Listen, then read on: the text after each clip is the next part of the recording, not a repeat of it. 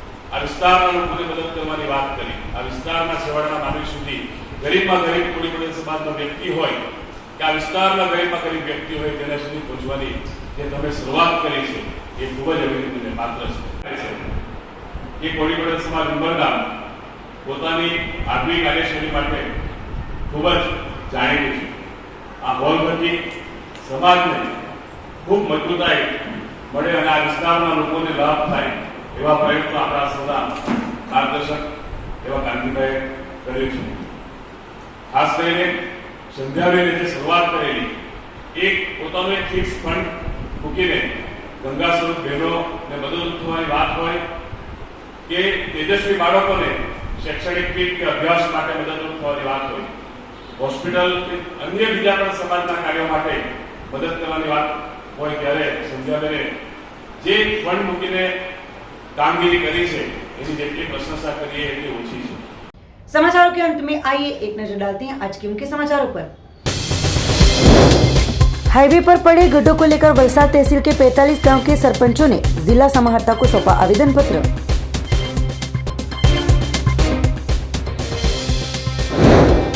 वलसाड जिले में चोर तस्कर हुए सक्रिय। वलसाड में एक दुकान और सरीगांव के बाजार क्षेत्र में एक शख्स ने कार में से भरी हुई बैग की चोरी कर हुआ फरार। उत्तर भारतीयों के श्रावण महीने के प्रथम सोमवार को दादरा नगर हवेली के शिवालय बम बम बोले के नाद के साथ गूंज उठे।